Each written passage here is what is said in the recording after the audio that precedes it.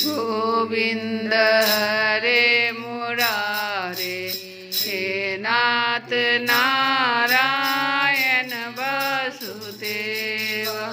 श्री कृष्ण गोविंद हरे मुरारे, हे नाथ नारायण वासुदेव। हे नाथ नारायण वासुदेव, हे नाथ नारायण वासुदेव। हे नाथ नारायण वासुदेव, हे नाथ नारायण वासुदेव। श्री कृष्ण गोविंद हरे मुरारे, हे नाथ नारायण वासुदेव। राम हरे राम, राम राम हरे हरे, हरे कृष्ण कृष्ण कृष्ण हरे हरे, हरे राम राम राम हरे हरे, हरे कृष्ण कृष्ण कृष्ण हरे हरे, हरे राम राम राम हरे हरे, हरे कृष्ण कृष्ण कृष्ण हरे हरे। श्री कृष्ण। जय श्री कृष्ण। कल की कथा में हम लोग सुने कि देवताओं को बहुत ही प्रसन्नता हुई। किसके मरने से? तो उस दैत्य के मरने से। और सब स्तुति करने लगे, भगवान के ऊपर पुष्प बरसाने लगे और उनकी स्तुति करने लगे। अब कह रहे हैं कि परीक्षित, देवर्षि नारद जी भगवान के परम प्रेमी और समस्त जीवों के सच्चे हितैषी हैं। कंस के यहाँ से लौटकर वे अनायास ही अद्भुत कर्म करने वाले भगवान श्री कृष्ण के पास आए और एकांत में उनसे कहने लगे, सच्चिदानंद स्वरूप श्री कृष्ण, आपका स्वरूप मन और वाणी का विषय नहीं है। आप योगेश्वर हैं, सारे जगत का नियंत्रण आप ही करते हैं। आप सबके हृदय में निवास करते हैं और सबके सब आपके हृदय में निवास करते हैं। आप भक्तों के एकमात्र वांछनीय यदुवंश शिरोमणि और हमारे स्वामी हैं। जैसे एक ही अग्नि सभी लकड़ियों में व्याप्त रहती है, वैसे एक ही आप समस्त प्राणियों के आत्मा हैं। आत्मा के रूप में होने पर भी आप अपने को छिपाए रखते हैं, क्योंकि आप पंचकोश रूप गुफाओं के भीतर रहते हैं।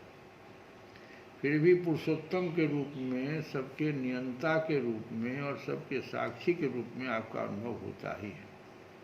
प्रभु, आप सबके अधिष्ठान और स्वयं अधिष्ठान रहित हैं।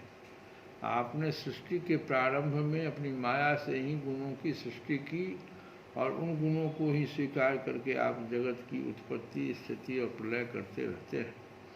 यह सब करने के लिए आपको अपने से अतिरिक्त और किसी भी वस्तु की आवश्यकता नहीं है, क्योंकि आप सर्वशक्तिमान और सत्य संकल्प हैं। वहीं आप दैत्य, प्रमथ और राक्षसों का, जिन्होंने आज कल राजाओं का वेश धारण कर रखा है, विनाश करने के लिए तथा धर्म की मर्यादाओं की रक्षा करने के लिए यदुवंश में अवतीर्ण हुए हैं। यह बड़े आनंद की बात है कि आपने खेल ही खेल में घोड़े के रूप में रहने वाले इस केसी दैत्य को मार डाला। इसकी हिनहिनाहट से डरकर देवता लोग अपना स्वर्ग छोड़कर भाग जाया करते थे। प्रभु अब परसों मैं आपके हाथों चानूर, मुष्टिक, दूसरे पहलवान, कुबलिया पीर, हाथी और संग से कंस को भी मारते देखूंगा परसों। उसके बाद शंखासुर, काल यवन, मूर और नरकासुर का वध देखूंगा। आप स्वर्ग से कल्प वृक्ष उखाड़ लाएंगे और इंद्र के ची चपर करने पर उनको उसका मजा चखाएंगे। आप अपनी कृपा, वीरता, सौंदर्य आदि का शुल्क देकर वीर कन्याओं से विवाह करेंगे और जगदीश्वर आप द्वारिका में रहते हुए नृग को पाप से छुड़ाएंगे। आप जाम्बवती के साथ स्यमंतक मणि को जाम्बवान से ले आएंगे और अपने धाम से ब्राह्मण के मरे हुए पुत्रों को ला देंगे। इसके पश्चात आप पौंड्रक मिथ्या वासुदेव का वध करेंगे। पौंड्रक जो मिथ्या वासुदेव बना हुआ है उसका वध करेंगे। काशीपुरी को जला देंगे। युधिष्ठिर के राजसूय यज्ञ में चेदी राज शिशुपाल को और वहाँ से लौटते समय उसके मौसेरे भाई दंत वक्त को भी नष्ट करेंगे। प्रभु द्वारिका में निवास करते समय आप और भी बहुत से पराक्रम प्रकट करेंगे जिन्हें पृथ्वी के बड़े बड़े ज्ञानी और प्रतिभाशाली पुरुष आगे चलकर गाएंगे। मैं वह सब देखूंगा। इसके बाद आप पृथ्वी का भार उतारने के लिए काल रूप से अर्जुन के सारथी बनेंगे और अनेक अक्षौणी सेना का संहार करेंगे। यह सब मैं अपनी आंखों से देखूंगा। प्रभु आप विशुद्ध विज्ञान घन हैं। आपके स्वरूप में और किसी का अस्तित्व है ही नहीं।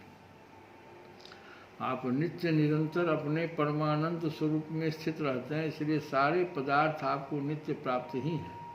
आपका संकल्प अमोघ है। आपकी चिन्मयी शक्ति के सामने माया और माया से होने वाला यह त्रिगुणमय संसार चक्र नित्य निवृत्त है, कभी हुआ ही नहीं। ऐसे आप अखंड एक रस सच्चिदानंद स्वरूप निरतिशय ऐश्वर्य संपन्न भगवान की मैं शरण ग्रहण करता हूँ। आप सबके अंतर्यामी और नियंता हैं। अपने आप में स्थित परम स्वतंत्र हैं। जगत और उसके अशेष विशेषों, भाव अभाव रूप सारे भेद विभेदों की कल्पना केवल आपकी माया से ही हुई है। इस समय आपने अपनी लीला प्रकट करने के लिए मनुष्य का शास्त्रीय विग्रह प्रकट किया है। आप यदु, वृष्णि तथा सात्वत वंशियों के शिरोमणि बने हैं। प्रभु मैं आपको नमस्कार करता हूँ। श्री सुखदेव जी कहते हैं, परीक्षित भगवान के परम प्रेमी भक्त देवर्षि नारद जी ने इस प्रकार भगवान की स्तुति की और प्रणाम किया। भगवान के दर्शनों के आह्लाद से नारद जी का रोम रोम खिल उठा। तदंतर उनकी आज्ञा प्राप्त करके वे चले गए। इधर भगवान श्री कृष्ण केसी को लड़ाई में मारकर फिर अपने प्रेमी एवं प्रसन्न चित्त ग्वाल वालों के साथ पूर्ववत पशुपालन के काम में लग गए। सब ब्रजवासियों को परमानंद वितरण करने लगे। एक समय वे सब ग्वाल वाल पहाड़ की चोटियों पर गाय आदि पशुओं को चरा रहे थे। कुछ चोर और कुछ रक्षक बनकर छिपने छिपाने का लुक्की का खेल खेल रहे थे। राजन उन लोगों में से कुछ तो चोर और कुछ रक्षक या कुछ भेड़ बन गए थे। इस प्रकार वे निर्भय होकर खेल में रम गए थे। उसी समय ग्वाल का वेश धारण करके व्योमासुर वहाँ आया। वह मायावियों के आचार्य मयासुर का पुत्र था और स्वयं भी बड़ा मायावी था। वह खेल में उदा चोर ही बनता और भेड़ बने हुए बहुत से बालकों को चुरा कर छिपाता।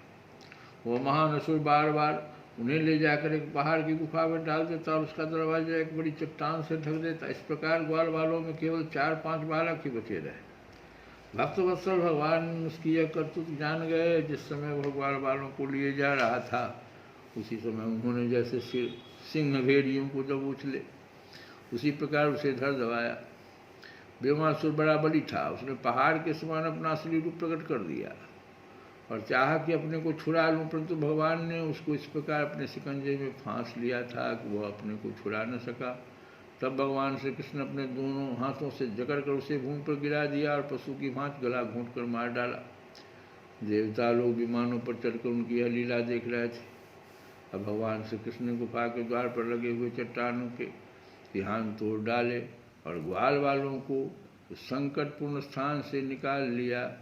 बड़े बड़े देवता और ग्वाल वाल उनकी स्तुति करने लगे और भगवान श्री कृष्ण ब्रज में चले आए। श्री कृष्ण गोविंद हरे मुरारे, हे नाथ नाथ